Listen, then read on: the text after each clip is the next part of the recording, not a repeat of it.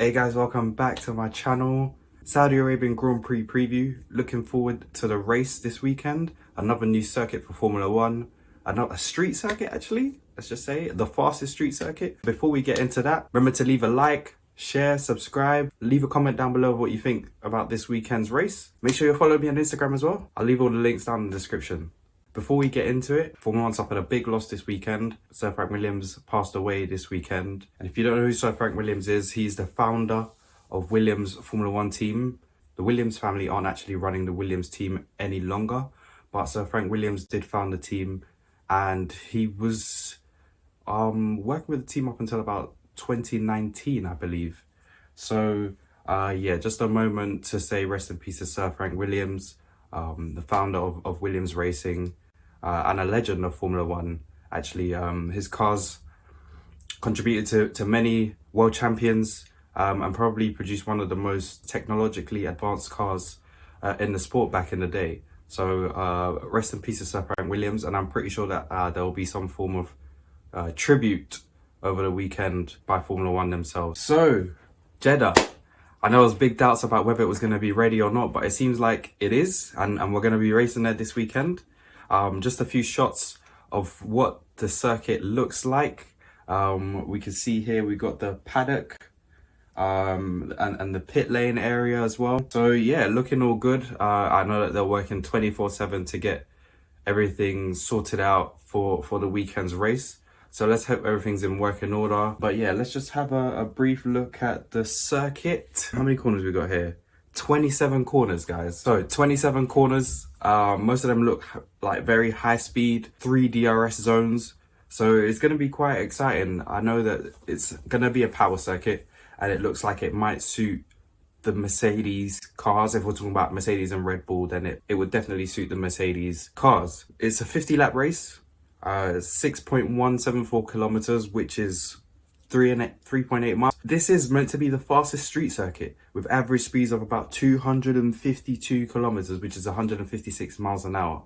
So very quick, very high speed circuit. 3 DRS zones, of course, so power is going to be very important around here. There are some high speed corners, so you will need a bit of downforce. It's not just going to be power all the way. So I drove a lap of the circuit in Formula One 2021. Just to get a feel and idea of what the circuit's going to be like, because obviously we've had no running, we've had no cars going on the circuit at the moment. So the first 2 sectors kind of reminded me, maybe not the first 2, sectors 1, 2 and 3 kind of reminded me of sectors 1 and 3 in Baku, where it's really high speed corners, especially the final sector in Baku, where you're leading up to that long straight, where you're taking these high speed turns just to lead up to the pit straight. The whole circuit kind of reminds me of that. And then you've got these really fast left and right handers where you can carry quite a lot more speed into it. And then you've got these banked hairpins as well. So it's looking like a very fast circuit. I must say, when I was driving, I was thinking, where would cars overtake here? I mean, I'm not too sure how it's going to work. I'm not quite sure how wide the track is as well in actual real life. So this is going to be something to look out for, maybe during practice, to see if the cars might try and race each other. But a very high speed circuit, loads of high speed corners, as I said before, and then the chicanes where you can carry a lot more speed than you think you can. So even the chicanes are not too slow speed, so there won't be many heavy braking zones, I guess only in sector 1, where you're coming down the pit straight. So overtaking, it's going to be yeah, I mean, at Qatar I thought there wasn't going to be much overtaking. There was more than I thought, so I'm gonna just keep a neutral stance because it is a new circuit. So we'll just see how this one plays out over the weekend. And then we have title permutations. Now, I'm going to say this, I highly doubt that the championship can be won this weekend. Lewis is going to have a very strong package this weekend. The Red Bulls will try and do as much as they can. I don't exactly know how things are going to play out for Red Bull, but I can tell you that Mercedes are going to be very strong. And they are the favourites to take the win in this race. So if we just have a look at the title permutations, what can happen? It seems like only Verstappen can win the title this weekend, but that is only if. So if Verstappen finishes first, gets the fastest lap, and Hamilton finishes 6th or lower. If Verstappen finishes first and Hamilton finishes 7th or lower.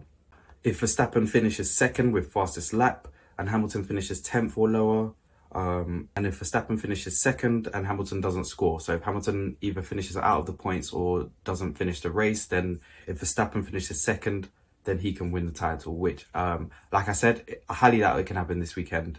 Those two are levels above the rest of the field, and depending on how Red Bull set up their car, they might be very close to Mercedes' pace, or they might be slightly off. With Mercedes and Lewis, they're going to be giving Lewis his engine from Brazil, so you know, that very powerful rocket ship. So they're going to be very, very strong this weekend. So I highly doubt that the title can be won this weekend, but those are the ways that they can be won this weekend. Only Max Verstappen, though, remember that, guys. Only Max Verstappen can win the title this weekend. And then there's things to look out for, guys. So again, Ferrari versus McLaren. We want to see, will McLaren bounce back after a dismal triple header? I think they only scored about 4 points over the whole triple header, which is quite disappointing for a team who are, you know, aiming to be P3 in the Constructors' battle. But yeah, it's going to be very exciting to see who has the upper hand, whether if McLaren could come strong again. They were strong in Monza, which it has similar speeds to this circuit too. But again, it is a street circuit and different tyres as well and different weather conditions too. So it will be exciting to see. However, that battle is also going down to the last race. I mean, Ferrari do have quite a strong hold on it right now. So we just have to see how that goes over the last two events. I think as long as Ferrari scores some good amount of points, even if they get outscored by McLaren, as long as they keep both cars in the points, as they should comfortably seal P3. And another thing to look out for is Pierre Gasly. He did very well in Baku, got a podium. So again, it is a street circuit with high speeds as well. So the AlphaTauri car should be working really well around here. But they also have their battle with Alpine as well. So that'll be exciting to see. Another constructors battle between Alpine and AlphaTauri for 5th place. So that is another thing to look out for. We also should look out for the second drivers of the title protagonists, Valtteri Bottas and Sergio Perez. It's going to be very important that those two back up their team, back up Lewis for Bottas and Verstappen for Perez. Those two play a crucial role right now with only 2 rounds to go. The constructors battle is really hotting up right now. The gap is only about 5 points, I think. So it's important for both teams to get both drivers scoring good points, especially for Red Bull. I think you haven't won a title for a many number of years, and obviously Mercedes are the champions. They're the team to beat. Mercedes is well-oiled machine. They know how to win championships already, and Bottas has been doing well quite recently, apart from the last race where he unfortunately suffered a puncture. So he will be looking to come back, and he also may get a fresh engine, so we'll have to look out for that too. So they're going to be very, very strong, and Mercedes is definitely not letting this title go without a fight. We'll also look out for Fernando Alonso. As I said earlier, in the battle with AlphaTauri, after getting a podium, can he have good pace this weekend? I mean, it's pretty reliant on his Alpine car, which works at some circuits and doesn't work at some other circuits. So that's one to look out for. Can Fernando score some really good points again? Finally, Aston Martin. Lance Stroll scored some good points last time out in Qatar.